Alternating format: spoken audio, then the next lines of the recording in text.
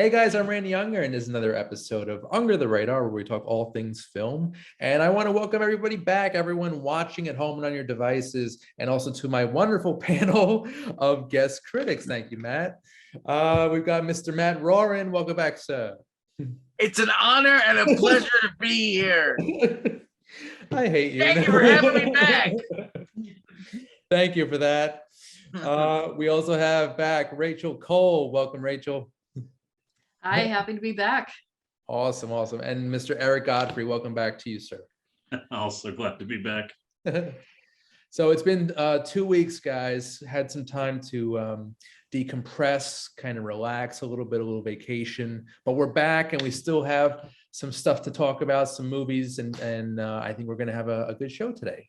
So we're going to first, before we get into the film reviews, I just want to go around and see what you're watching. Matt, I know you're always watching something. What are you watching this week? Right now I am smack dab into in the middle of the roller coaster that is We Need to Talk About Cosby. Oh geez. Which is it's it's my God. It's like watching it and I'm getting so fucking upset. Because it's like honestly, like, growing up with Cosby, I mean, it's like between Fat Albert and Picture Pages and like Electric Company and like being raised by the not even to mention the Cosby Show later on, but like even early on before that, and his comedy albums and everything, like Dad. I remember my it was my second grade teacher played us like the Moses like thing from his stand-up album, in class, and it's like it's so ingrained in everybody that it's just like it's heartbreaking to like watch this discussion of people who it's like it's intense because it's like you have people that grew up enjoying Cosby's work, and it's like you can't turn that off. You can't, like, I know everyone's like, oh well, once somebody's a rapist we forget about them. Shit doesn't work that way. If it did, Led Zeppelin would have never been popular. Fucking Aerosmith would have never been popular. Like the Beatles would have never been popular. Fuck that shit. like it's the art is the art and whatever. Like you can't just like erase this shit from history. Yeah. And I mean, it's also the opposite of what everyone else is trying to, complaining about, like, like erasing Mouse, banning Mouse. It's like, yeah, the bad shit. You can't get rid of the bad shit. Can't get rid of the good shit. Yeah. But it's fucking devastating. It's just, it's wrecking me. Yeah. And woo. And and also that I started the February challenge, which is watching. You're supposed to watch a movie starting with every letter of the alphabet that you have never seen before. Oh, okay. And I already shoved in 3 so far.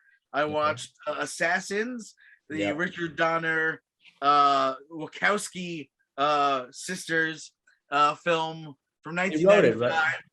They wrote that one, right? They wrote that, yeah. Cool. Starring, of course, Sylvester Stallone and Antonio Banderas and Julianne Moore.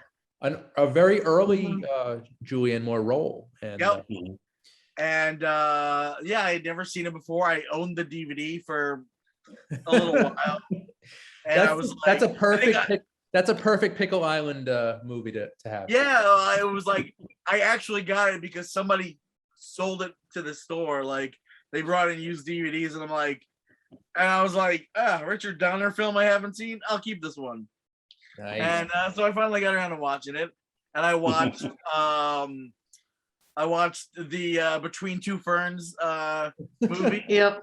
Which is, I mean, I've watched the show, whatever, Funny or Die clips, I hadn't seen the movie, and the movie's fucking amazing. I loved it. It's I great. thought It's It great. is. It's hilarious. It's so good. I thought that was a meme. I thought that was a fake picture you posted. I didn't know that was. No, a thing. Netflix made a movie. Okay. You know, Scott Aukerman from Comedy Bang Bang Nice. wrote and directed it. It is fucking phenomenal. I highly suggest it. Nice. And then lastly tonight I watched Car Wash, which I had actually never seen. I've seen bits and pieces of it, which of course, you know, Richard Pryor, George Carlin is in it, a young Franklin Ajay with a giant afro, Mhm. and it is you know, written by Joel Schumacher, 1976. That's odd. Which is definitely the blackest thing that Joel Schumacher's ever written. It's very. I was like, "What? Joel Schumacher wrote this?" Right. Okay. And But, yeah, no Bill Cosby in that. No Bill Cosby. no, Bill Cosby was not in that. Yeah.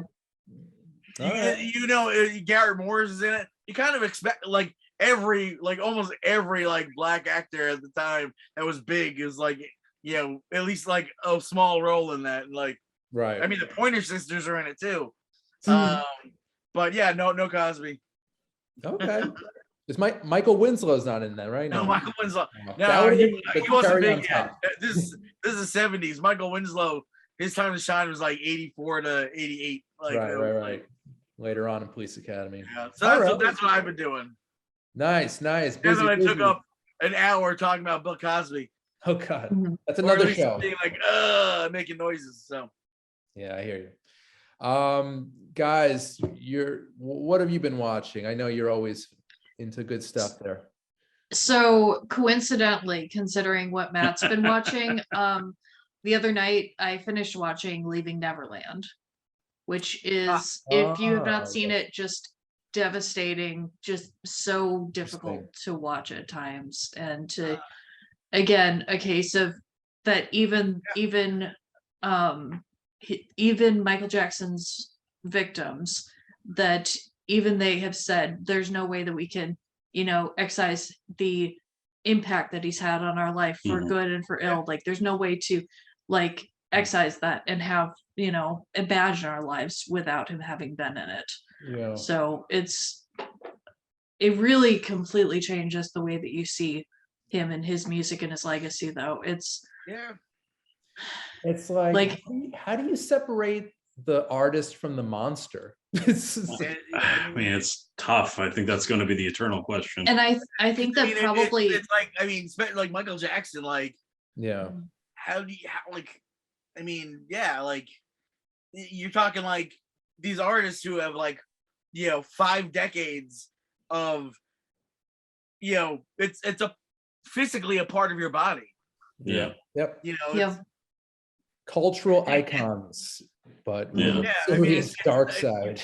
It's not just Yeah, if like, anyone- it's not like if R. you- Kelly. It's not like R. Kelly had a famous song when you were in high school, and it was like everyone in school sang it. But now you're like, oh, he pees on children and whatever. Like, it's like, yeah, you can forget that. It's like, you know, it's like he was just a thing that happened. You know, Right. And I know it's not really comparable, but you know, when Tom Hanks snubbed me and didn't give me an autograph, that's my my comparison here. I can't Well, wait so- till so funny. day on funny Showtime. thing because I saw you posting about Gene Hackman earlier. There Yeah, was a yeah. story that Ben Stiller had shared about Gene Hackman, that that he was so nervous working with him on Royal Tenenbaums, and Yeah. like one of the last days of shooting, he went up to him and said, you know, the Poseidon Adventure was like it was such an important movie for me, and it was the thing that made me want to get into acting. And Gene Hackman just turns to him and goes, yeah, that was a paycheck movie, and just walked away. Randy, I have this bad feeling that when the news came out that Tom Hanks had COVID, you're like, yeah. No, well, a little bit. That's what you get. That's what you get for not signing my autograph. Yeah, you know, karma's a bitch. Oh, oh man. So, Eric, how about you? I'm assuming you've been watching pretty much the same stuff as Rachel. Pretty much a lot of it's really just kind of been catching up on all the stuff that I missed in 2021. Yeah. There's been a lot of Okay. big backlog of movies to get through. Last Duel.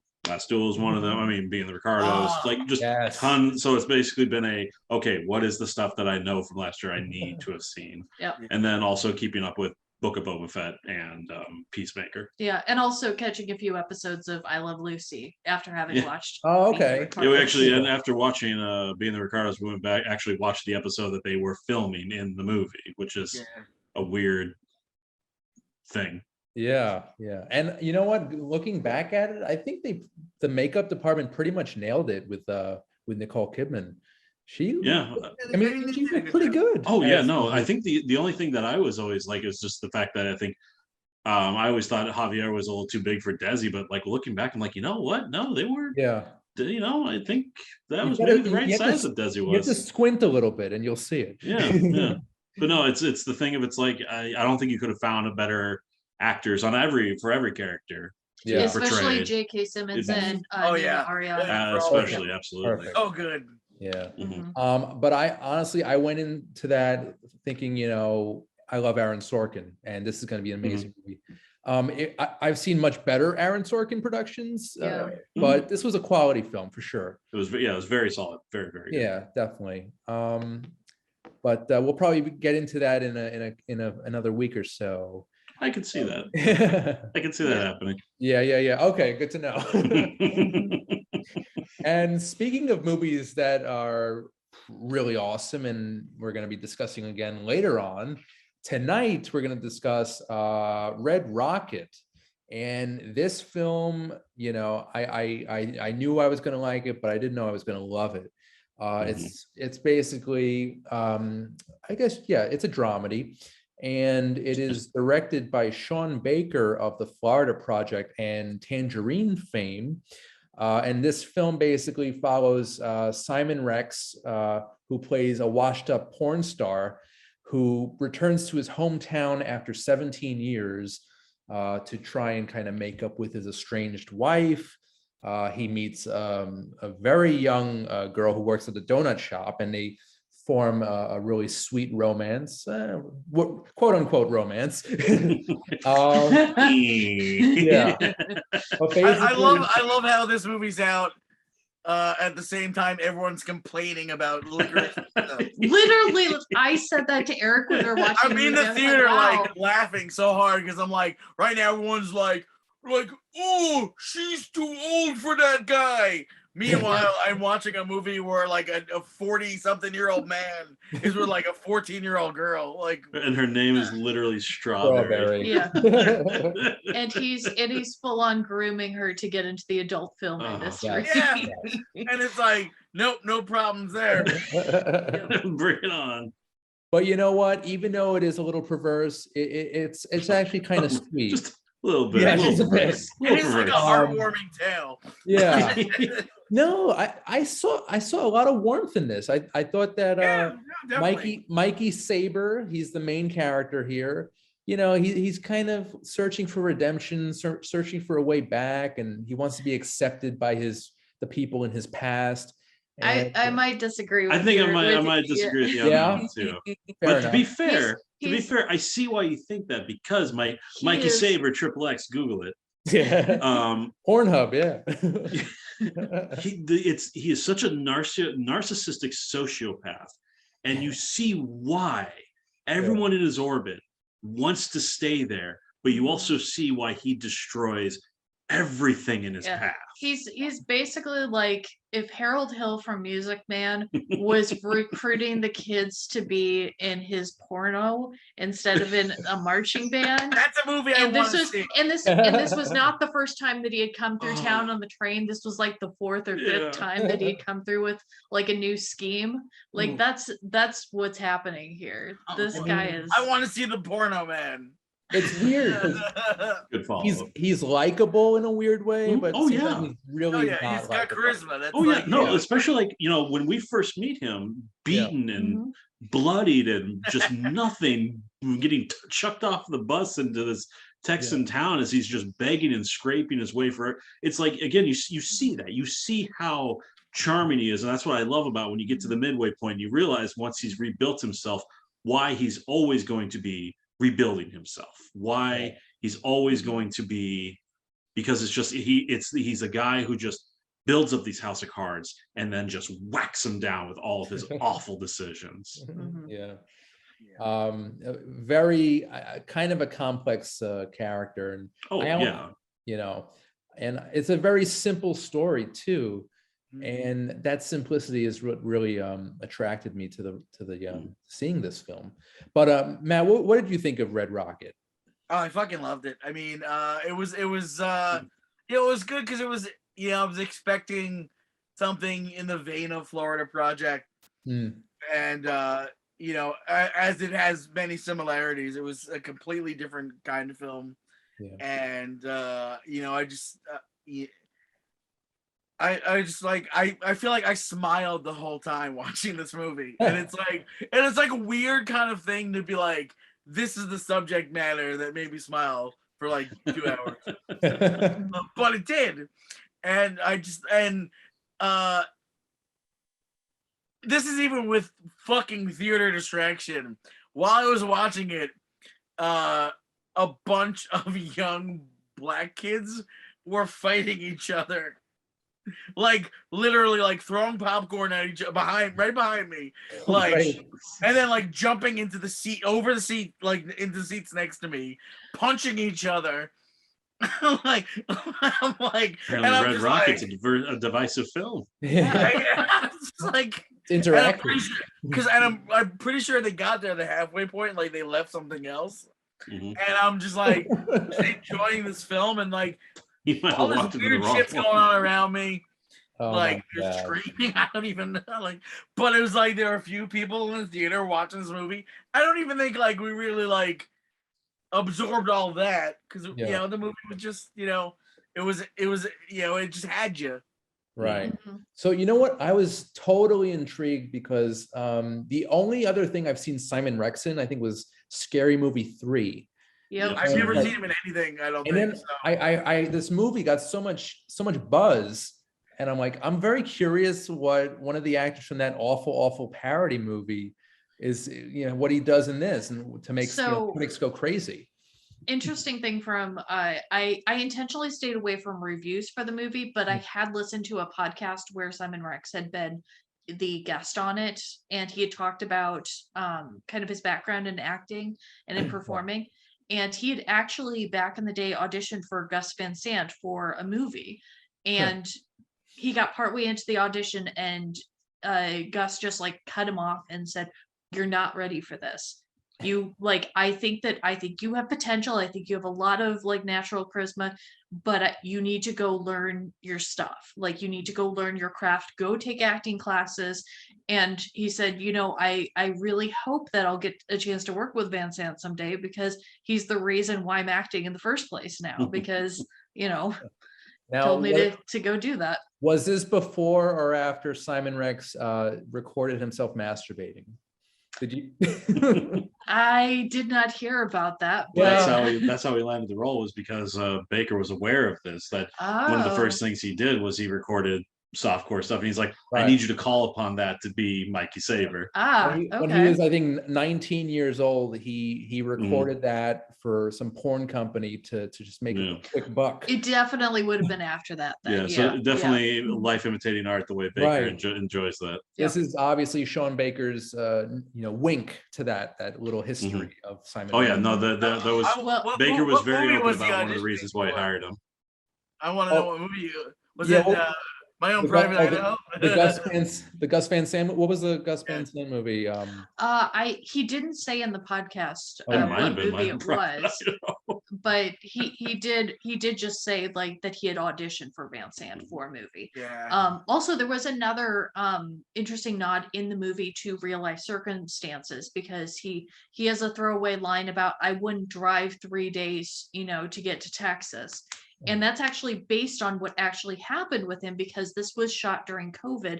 And in order to avoid having to have him quarantined, he drove from his home all the way down to Texas. Right. Wow. So there's a lot of parallels here. So Oh yeah. a lot I of mean, art it's just- imitating life, and yeah, I love that. Yeah, Sean Baker just continues to be one of the best, Oh. like most fascinating filmmakers. Like between Tangerine, Florida Project, and this, it's just like Yeah, I just love the characters. I love like even though Mikey Saber is, like I said, a sociopath. Mhm. He's a very real person. Like Yeah. he is he is a survivor, Yeah. and doesn't mean that he's going to do all the right things, but he's a very real person, Mhm. as is everybody else that's attached to him at this point. Like, Yeah. and that's in between Oh. Florida Project and Tangerine. You are getting these great, very real people, and just kind of yeah. at the bottom trying to just scrape for whatever they can while they're there. I'll tell you, with the Florida Project, especially Willem Dafoe's performance is Ah. like, I think that was one of Awesome. if not the best of that year. Oh, yeah, absolutely. Like, that movie blew me away. I love that's probably the most I've ever like.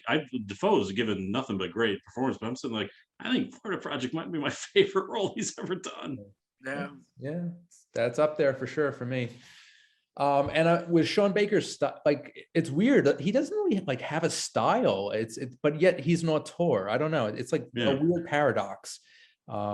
It's just really great human stories that are Yeah. just Yeah, I mean, I guess like the realism, the realness of the characters is his, you Yeah. know, his Yeah, style. and- But Hmm. but yeah, the each film feels different, Mhm. Yeah. while still using the same elements, like which is true art. I mean, Yeah. like, you know, making different paintings, Mhm. completely different styles, with the same, you know, the same paints. You know, it's Yeah. like, yeah, That's a testament of a true artist, that yeah. you keep your audiences guessing and keep them entertained and intrigued. Like, what is this guy going to do next? And yeah, Sean Baker is that. and he never overcomplicates anything. Yeah, Right. It's just pure, like you it's know, effortless. Yeah. yeah.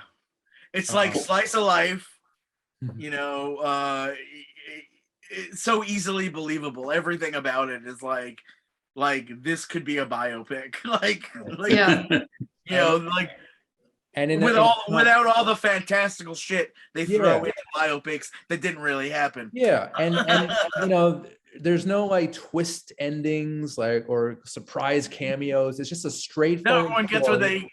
they everyone gets what they're gonna get. You know, Yeah, they're you know, come I up mean, with, yeah, it's- Good Well, stuff. I would say the one through line, and again, kind of the one also the other thing is that I always have to remember that Tangerine was filmed on an iPhone. Yep. So Yeah. just that, like he has that very guerrilla style, that very, I have $10 in my pocket, but I'm going to tell a movie whether you like it. You know, I got to do this. Yeah. But the one through line, and I was again reading an interview with Baker himself, is, and between Florida Project and this is the fascination with putting very morally gray people in environments that are kind of weirdly apocalyptic. Where Florida Project is always in the shadow of Disney, even to the point where the hotel is literally named to steal from Disney what Disney's. So it's like they're living in the shadow. And for this one, it's this beautiful Texas land surrounded by all this awful oil and just and so you get these beautiful sunsets, but then you look over, and you'll see him, like he'll be riding along with this beautiful stuff, and then the oil just firing up from the refineries, and it's just the constant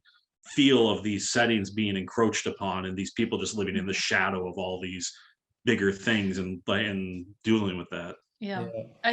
I think one of Sean Baker's strengths also as a filmmaker and as a writer is that he always, like, the main characters in his stories are always lower income, and they are always treated with like they're not just there as like props to wring out tears or to exploit the way that, like, other things like Hillbilly Elegy, that sort of ilk.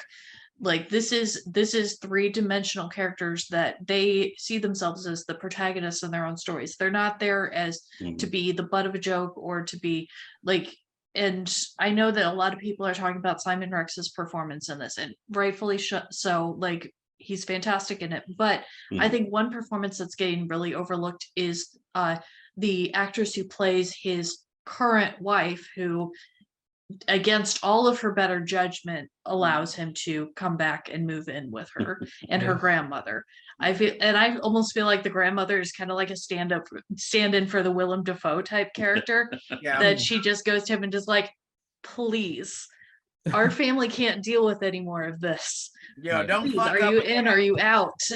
Yeah. That's actually Brie Elrod, who I've never seen this actress before, but I agree with you, Rachel. She was very, very good, very talented, and perfect in this role. And the sadness of the fact once that he has her hooked is like when he it's like, oh, all right, yeah. well, I've already found something new, and it's like such a frustrating like oh, what a shit, like. Yeah. And Mike, There's a 17-year-old at the donut hole I need to go groom. I'll be right back. by the way, yeah, that is Susanna's son, who one of her first roles. She's fantastic. Yeah, The they're whole phenomenal. cast is great, and I think there's some non-actors in the cast too. Same with Florida Project, and kind of just weaving in, professional actors with no names, with just real people, kind of interweaving all those different personalities and different levels of. Wouldn't doubt it if the donut shop was just a real donut shop. Those were all the real customers. Probably and the real boss. Like, yeah, I absolutely I believe. wouldn't be surprised. Again, we're talking about Baker style, and that's definitely goes to like he really wants to have. I would like this is really happening. If all those construction workers were actual construction workers. Possible. I'll give you free donuts. I just need you to say these lines. Oh yeah. Nice gig, you're an extra in a movie and you get free donuts. Cool. So this is Red Rocket, guys, and I forget, did they mention why is it called Red Rocket? Or I had assumed it was the weed that he was rolling, but apparently I looked online and Red Rocket, I need to look. It's something about, it's like a dog's erection. Yeah. Really? That's what they call a dog's erection. Yeah, that is the Red Rocket. because Baker was going on about how much he went, like he used the term suitcase pimp a lot. He wanted to use very porn specific stuff, and so Red Rocket apparently is a porn thing for a dog's erection, which wow, I don't even know where to begin with that. Okay. It's just a cool sounding title. That's it. Yeah. And it's weird to me that that's a thing I knew before this movie. And when you first mentioned it, because you mentioned this film on the Coming Attractions like months ago, right? And you said Red Rocket, and like I was just like, what? And then like you said it was about a porn star, and I'm like, oh, okay. Like, for a second, I'm like, is that a restaurant chain? No. Red Rocket. Let's not Google it and see what it Dude, does. Just bottomless steak fries at Red Rocket. Yeah. Nice. All right, guys. So Red Rocket is now playing in select theaters, and whoever hasn't seen it yet, please go see it. It's really great. It's phenomenal. We're going to be discussing it in our best and worst of 2021 episode coming up soon. So you just got a little sneak peek of that show. So that's Red Rocket, guys. Cool. All right. So we're just going to take a short commercial break, but we'll be back with more film reviews right after this. Under the Radar is brought to you by Magnitude Jewelry. Add a 2 to match your attitude. Patent pending, interchange genuine gemstone and crystal EMF protection jewelry. For more information, please visit magnitudejewelry.com/gemgirl or call 718-268-6634.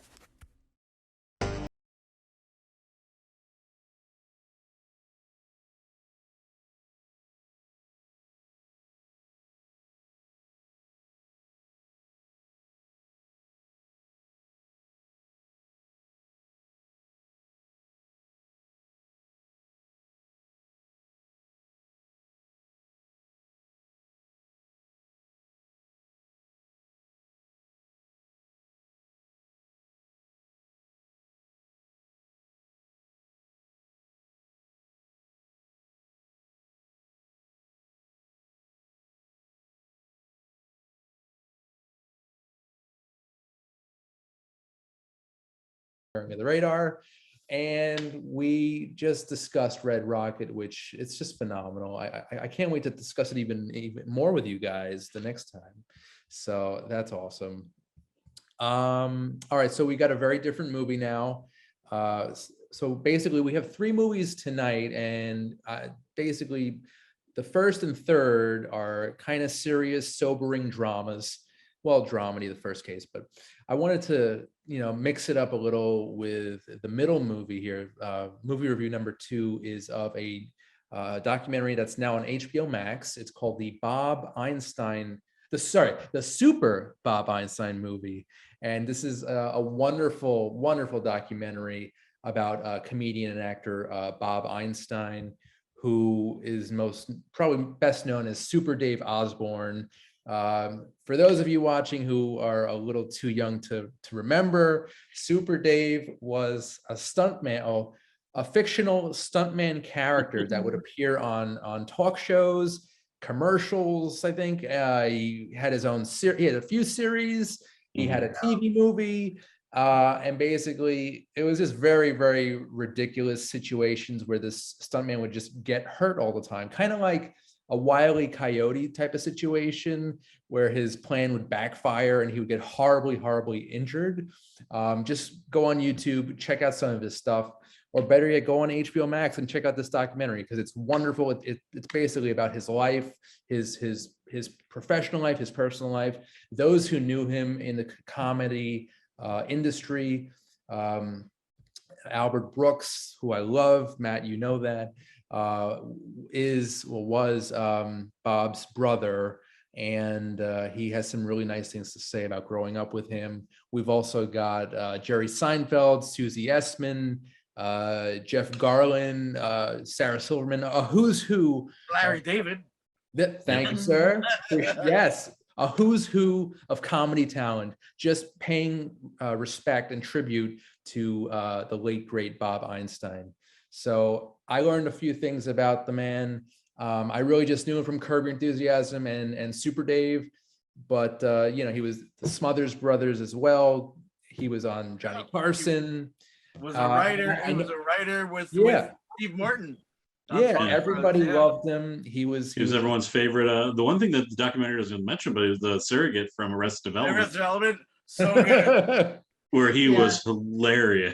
He was all over the place, and he just had this great delivery where he was kind of like serious and angry, but it's just nobody could have ever duplicated that style. Matt, I know you're a fan. What did you think of the film? Oh, I loved it. I mean, I grew up like watching Super Dave, like watched the show on Showtime. I just like, because I mean, it's like when I was like young, I was like super into Evel Knievel. I was like just fascinated with like why a person would do shit like this. I loved stuntmen. I loved I was so fascinated with like stuntmen and like stuff like that. The show The Fall Guy. I don't know if you were familiar with it. Heard of it. Never seen it. Okay. But yeah, it was like basically what's his face, the $6 million man. Okay. I know the actor. I just can't think of his name. Yeah. So he had a character. He did a show in the 80s called The Fall Guy, which was a stuntman. And me and my brother used to like pile pillows up and like jump down the stairs and like, I mean, and then Super Dave came out and I was like, oh my God, this is like the perfect pollination of like, it's like, it's all the good parts. It's like if you were watching NASCAR and it was all crashes. It was just like the most like, comedically genius thing I had ever seen, because it was just like it was just so stupid. and like that's the best thing about his writing is that it's so stupid. And it's just so funny. And that's like part of my favorite things when I was growing up. Chevy Chase falling down all the time, Saturday Live, and Super Dave. I mean, it was just great to see, all these people talk about him, see some of these clips that I had never seen, seeing clips that I haven't seen in a long time. One of my I favorite. remember when like Smothers Brothers, they used to show it on E, and a number of years ago, I guess I was probably like middle school or whatever, when before E was all Kardashians, when it was just like weird, biography shows and like whatever, but they used to show Smothers Brothers, so I would watch it all the time, and like some of that stuff is just like so hysterical, where you're like just like, who thinks of these things? And Bob Einstein, it's just fantastic documentary. Everything from all that early stuff to Curb Your Enthusiasm. I mean, absolute genius. And did you do our watch party when we did Modern Problems? No, I don't think I was there for that. Oh yeah. One of the watch parties we did for Cult Cafe. Oh, wait, is that Chevy Chase? He becomes like a telekinetic. He can move stuff with his mind. Right. Okay, I think I was there for that one. Yeah, but you have it's you get a scene with Albert Brooks and Super Dave Osborne. The only thing they ever did together. No, they had a scene in a sporting goods store in the one they show in the documentary. Lost in America. Yeah. Oh yeah. But yeah, it's so nuts. But yeah, they should have worked more together. Oh yeah, no, and so good. Yeah. I mean, it's bad because I'm kind of in the same boat as Matt, where my first exposure was I grew up on Super Dave as a kid, and of course, as a kid watching anything happen to someone where like him, where he falls down cliffs or gets smacked in the face with everything, is the funniest thing on the planet. And also the fact that's just like I love dry humor, and I don't think there was anyone drier than him. Oh yeah. That delivery. But so it's the thing of whenever I'd see him pop up, it was like, oh, it's Super Dave, and what it's sad that I went all this time and I'm late to Curb, so now that I'm watching Curb, I'm just like, oh God, he's so funny in it. And but I had no idea he was Albert Brooks' brother until that documentary. I forgot when I found out, and I was like, I can't believe they're like it's like I did not know they were related. Lineage, like, and their father was like in the biz too. So they didn't look or sound anything alike. And, right. It was so crazy.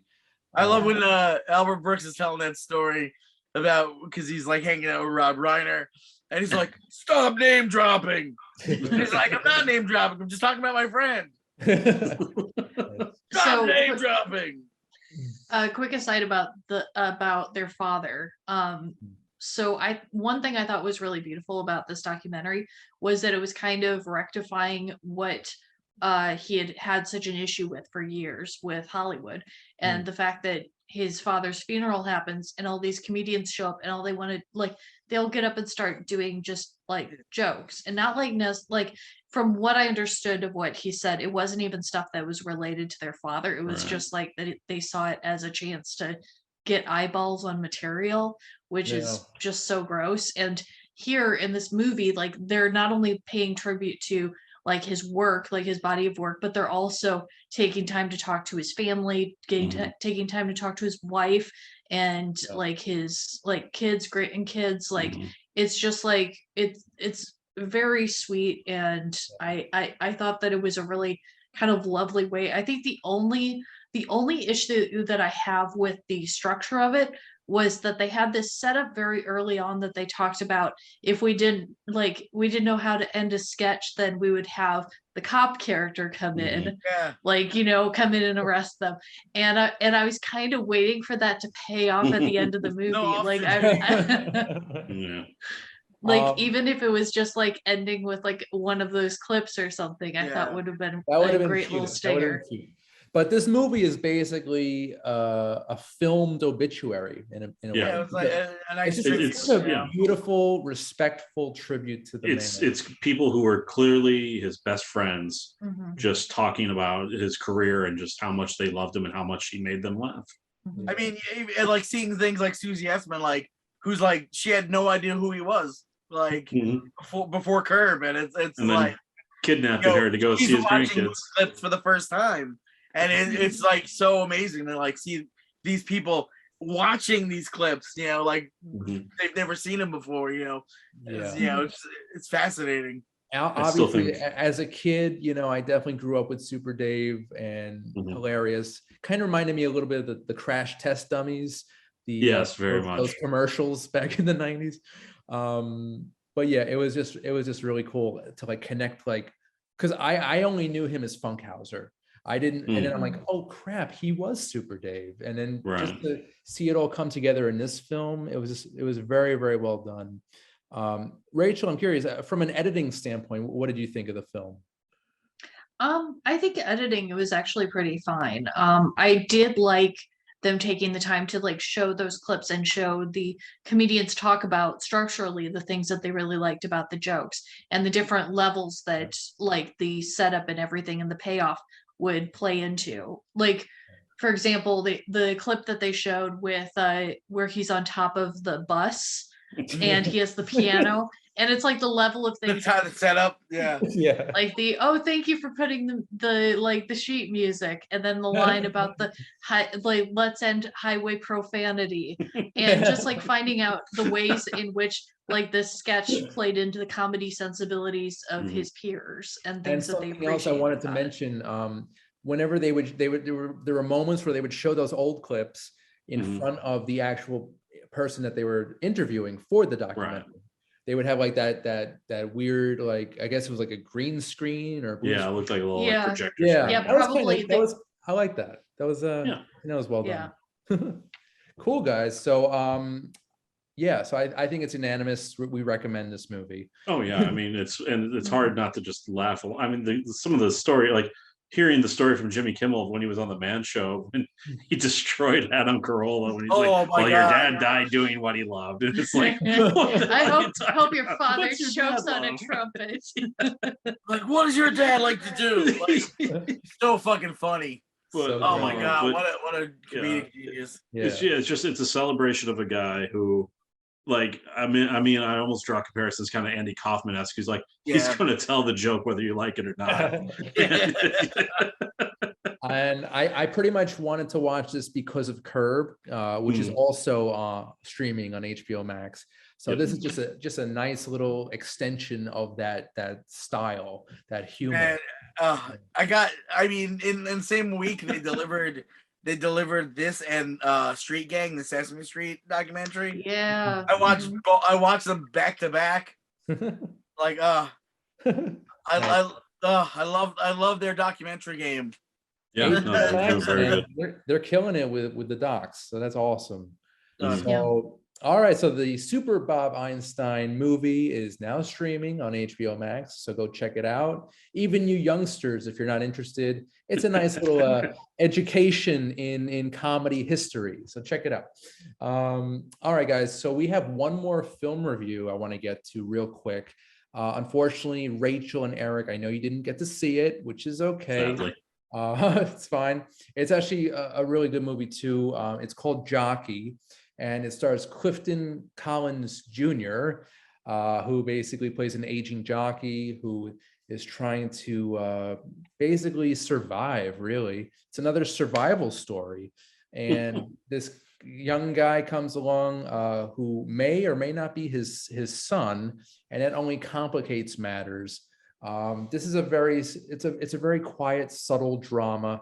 Collins Jr. is fantastic in it. I can't really think of any other actor who could have done this role, and he's already getting a lot of buzz.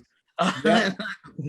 Well, I mean, I hope he gets a nomination for an Academy Award because he was that good. I mean, any role you have an actor playing like a guy who used to be this, like, and he's aging out of it, and it's like the wrestler. Yep. It's destroying his body, like his body's falling apart. Mentally, he's You not know, quite there. it's Oscar bait, you know. Oh, What yeah. was that the French tennis movie we watched? Oh yeah, Oh, final Final final Set. set, Yeah, yeah. that was was so awesome. good, and I that's kind definitely of what thought I of feel that, like yeah. you're saying here. Yeah, It's the same kind of movie. It's a time-old tradition that And Yeah. aching you hero. know, it's good, it's enjoyable. Yeah. The cast is great. Moises Arias. Mhm. For those of you youngsters who remember Hannah Montana, Uh-huh. he played the little annoying We- kid. we on shouldn't be Hannah talking about Montana. youngsters after Red Rocket because now I just imagine Mikey and Strawberry, and I'm just like, I don't like this. This feels too Yeah. creepy for me. All those kids who it's funny to think anyone who watched Hannah Montana is already way older than Strawberry is. True, very true. It's like, Yep. oh yeah, that was like 2005. All those people are in their 20s now. Oh my God. Because it might already Sad. corrupted them. That is a So- sad state of That affairs. is weird. Yeah, like Moises Arias is like, he's finally shifted out of teen crap. Like Yeah. he did that, like what was that movie? The one with Sweet Life on Deck. With Cody and Zach, yeah. Mhm. Yeah, Oh. where it's like he had like cancer Sprout? or whatever, and it was like they're all like, it was like a hospital full of dying kids, but it was a romance. 5 feet Oh, apart. man, I'm not seeing that It one. was 5 feet apart. Oh, Yeah, okay. yeah. I Never missed mind. that He one, but was it like, sounds like in that. That was like I think I'm glad I missed that one because that sounds horrible. it was directed by the rich guy from Jane the Virgin. Oh, okay. Okay. Well, I mean, the Yeah. title I already have a problem with because CDC recommends 6 feet. And it so, was, I mean, they're 1 feet off.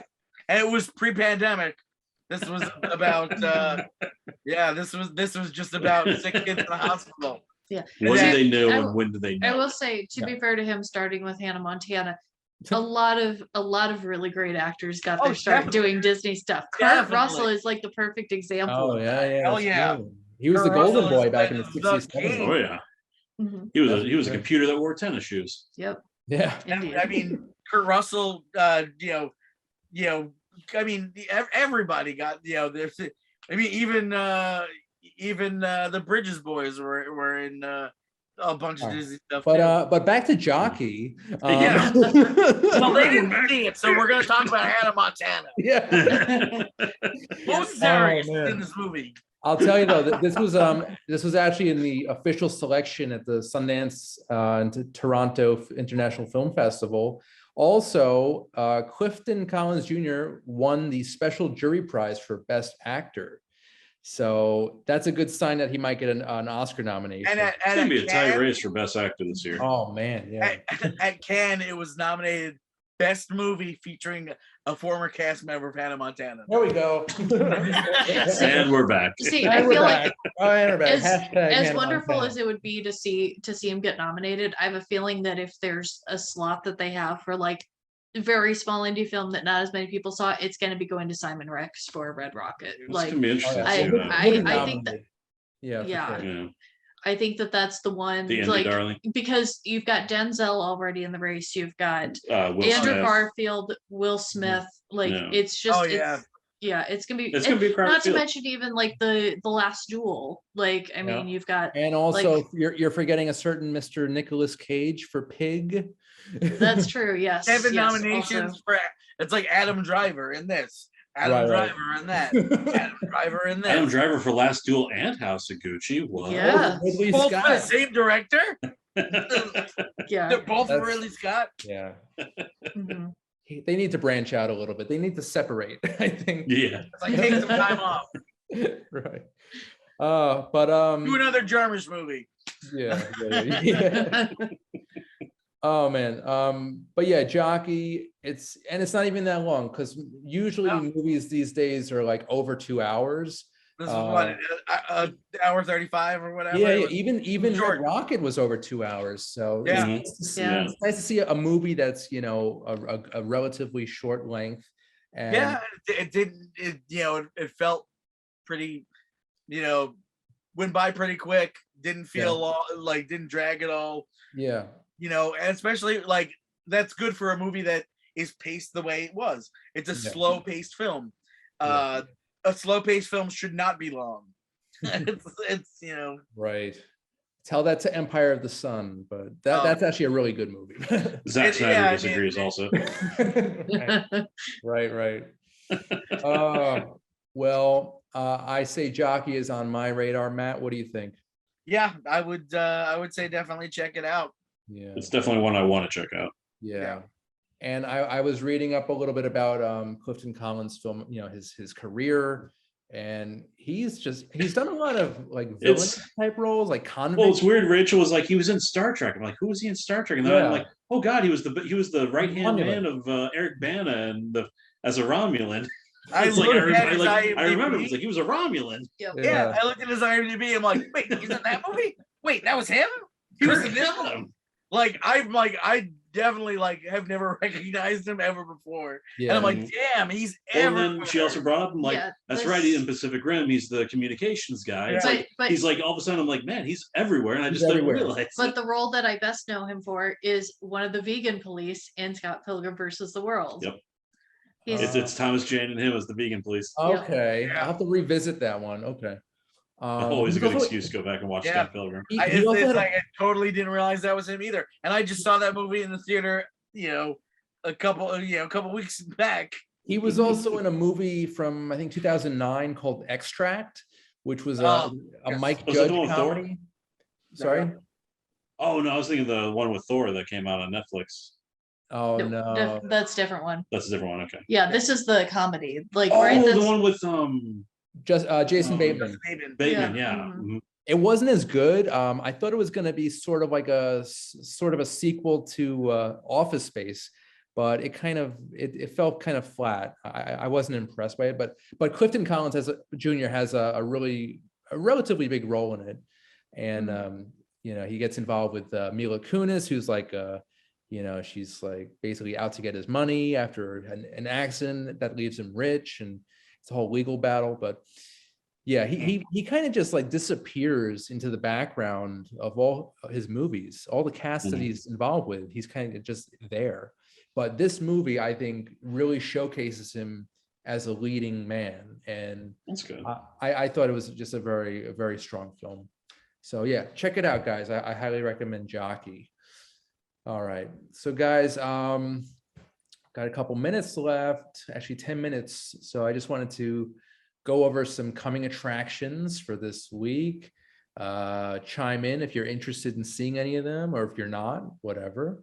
The first one on the list, we've got Death on the Nile, which is basically a follow-up to the, I think it was Murder on the Orient Express. Yeah, because it's the same detective. It's the same novel series. Hercule Poirot. Branagh's detective. I mean, I love Kenneth Branagh. Pretty much everything he does is great. And that mustache. Yes. And they're pretty much trying to pretend that Army Hammer's not in this movie. Have almost entirely cut him out of the trailer. Christopher Plummer has. They've literally put in Christopher Plummer. Oh, they replaced him with Christopher Plummer. What? He's dead. Yeah. Well, Kevin Spacey, Ridley Scott, all the money in the world. Yeah. They replaced Ridley. Right. Kevin Spacey. And it's a thing that should be done. Like, get Christopher Plummer's ghost, come in, fucking replace all of Armie Hammer's parts. That's so weird. Okay, I would love even just like someone with like a ventriloquist dummy of Christopher Plummer. Like, oh god. All right. Well, we've got an all-star cast here. We've got Tom Bateman from the first film returning, Annette Bening, Russell Brand. We've got Gal Gadot. I haven't seen him in a while in a film. Yeah. Armie Hammer is listed here. Who's that? Armie Hammer. I've never heard of him before. Nice. Oh yes. So what else we got? And Letitia Wright. So it's a pretty good cast. Yeah. Directed by Kenneth Branagh. Should be good. Okay, next up on the list here, Marry Me, starring Jennifer Lopez and Owen Wilson. Yep. This one looks really... Sarah Silverman. Yeah, thank you. Well, But, like, that makes things better. Yeah. Just slightly. Yes. Yeah. Jennifer Lopez has been on the definitely on the circuit doing promotions for the movie. She was just on RuPaul's Drag Race this past week, I feel like it's been a while since she's having a been whole challenge built around her. So I think it's been a while since she's been in a rom-com. yeah, it's been a little while. Yeah, so it's nice to see her, and I'm sure she has good chemistry with Owen Wilson. So we'll see. Wow. Yeah. Well, he will be as good as him and Loki, though. That's the big question. Because those two had some chemistry. Nothing beats that chemistry. That was so good. So good. So yeah, Sarah Silverman. Okay. Next up on the list, we've got an action thriller called Blacklight, starring guess who? It's Liam Neeson. I don't know who you are, but I'm going to turn on this light. He's been doing these movies for well I'm over looking for a black bastard light. He goes to, It's so dark in here. I can't see. Yeah, he's got to stop making these movies. I mean, these are I all. can't stop, and I won't. He's weirdly found this niche, and it just can't seem. I've got he a can't seem to get it out particular of his system. set of skills. I'm pretty sure he said he was going to stop doing these in like 5 years, and that was well over 5 years ago. I mean, the problem is, between him and the audience, they do seem a little taken with it. Oh man, what was that? That last one, the one where he did the last one he did was Taken in the Snow. Oh my god, that movie was wild. The last one he did, The Marksman, was really bad. The one you're talking about. They're all the same movie. Because the Swedish version of that movie is fantastic. I know. Yeah, it's like I can't believe it's like what it had Stellan Skarsgård, and you were the one who introduced me to it. Yeah, it's a great movie. And it was like, I'm like the American version. I'm like, oh no, it's like watch the Swedish version. It's so much better. Yeah. I've learned the hard way that a good cast does not make a crappy movie good. Sadly. It's very true. You can't just go by the cast or the director. And pretty much no matter how good the cast or the director, if you're remaking anything French or Swedish or Korean or Japanese, it's most likely going to be total garbage. Except for True Lies. Yeah. That's where I draw the line. Except for True Lies. And The Birdcage. There are definitely there are exceptions. There will always be exceptions. Yeah. There are a few. There are definite exceptions, but definitely in the action field. Yeah, I agree with that. It's no. Good thing they're not doing that to The Raid on Netflix. And you know what? I was reading today. I was reading like randomly about Weekend at Bernie's, how that was based off of I think a Spanish play or a Spanish book. Yeah, like loosely based off of that. So I was like, what? Crazy where inspiration comes from. We don't need an American remake of The Raid. We already had one. It was called Dread, and nobody saw it because Dread was so good. Oh, Dread's awesome. Oh, yes. Okay. Back to the list, guys. We've got a drama, romance, sci-fi film called The In-Between, and it's got John Ortiz in it. You've probably seen him in a bunch of stuff. He's also a kind of a Clifton Collins Jr. type, kind of fades away in the background, but really has a strong presence at the same time. So he's a decent actor. We've got a comedy called I Want You Back, which is going to be on Netflix actually, and it's got Charlie Day and Jenny Slate. I just saw the trailer for that tonight. Yeah. Oh, I didn't see the trailer yet. How was that? It looks predictable, but you got Manny Jacinto, you got Charlie, you got Jenny Slate, you got Gina. It's like the cast alone has me interested. Yeah, it's basically these two people that just went through a bad breakup with the person that they're like, this was the love of my life. Yeah. I want to get back together with them. So they decided to scheme together and basically break up their former significant others with their current partners. I think it has potential. I think the responsibility lies with the screenwriter or screenwriters. If it could either be really, really funny or really garbage material. But we'll see. We'll see. Yeah, that's exactly. It's called I Want You Back. It's got potential. Yeah, it does. It does have. I'm intrigued. What? I'm intrigued. Yes, we are all intrigued with I Want You Back. And rounding out the list is an action comedy fantasy film called Super Cool. And this one also has some promise. Real quick, the synopsis. Lifelong friends Neil and Gilbert's undeniable bond is tested to the limits when Neil makes a magical wish that comes true. With the assistance of Neil's charismatic neighbor Jimmy and Gilbert's wild ideas, Neil endures one epic night. So Interesting. yeah, it's got some actors I do not recognize. Jake Short, anybody? No. Nope. Yeah. So yeah, it's I'm like I know like 7 guys in my life named Jake Shorts. I don't think it's any of them though. Short, no, Jake Short. Oh, Short. Oh, I thought you said Jake Schwartz. I'm like, yeah, that's like a dentist I know, a lawyer I know, a kid with a speech impediment from camp. There you go. There you go. There you go. So that is Super Cool. So I think they're kind of capitalizing on the super bad title there. I don't know, maybe. Possible, yeah. Yeah. But all right, guys. So we're almost about out of time. I just want to go around and do some plugs. Rachel, anything happening with you, the donut shop?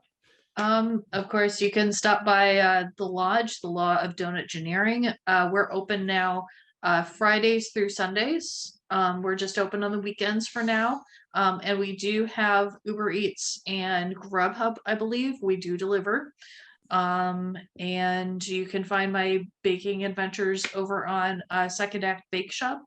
And you can find Dobby, the house doggo, on Instagram. And he's just napping. He's just napping right here. That's my friend. We'll snooze while we chat movies. That is the Under the Radar mascot, ladies and gentlemen, Mr. Dobby. A lovely gentleman. Anyway, and Mr. Godfrey, anything cooking for you, sir? No, nothing near as exciting. I'm just kind of still watching movies, still playing games, and that's about it. Love it. Simple life. I wish I had that. Yeah. Sounds nice. Yeah. And last but not least, Mr. Matt Roran. What's going on at the Pickle Island? Come on, what's going on? Pickle Island, pickles, video games, Def Leppard t-shirts. I'm just kidding. I don't have Def Leppard t-shirts. DVDs, CDs, comic books. Come get your pickles. Come get some stuff. You like it. Yeah. And you got 2 locations now, 2 right? locations. 18 Forest Avenue in Glen Cove is our new location with fried pickles and such, a full kitchen, and a lovely old Polish deli setting. And then, of course, the OG store in Bayville, 12 Ludlam Avenue, which has a bigger selection of comics and stuff like that. So you come there, you get some media. You get pickles either way. You get your cooked pickles at the other place. Bayville, you get your comic books. You got lots more choices. So now with the kitchen, are fried pickles the only cooked pickle item? He's done fried pickles. He's done fried green tomatoes. We did. We did. Yeah, you know, like I don't know. I think he's trying out some breakfast items. I don't know. Ooh. Some crazy stuff going on over there. Last question. He's experimenting. Last question. Are we going to get any pickle themed cocktails in the future? Well, I don't know if we're going to be doing anything liquor wise. We do sell Bloody Mary mix. Okay.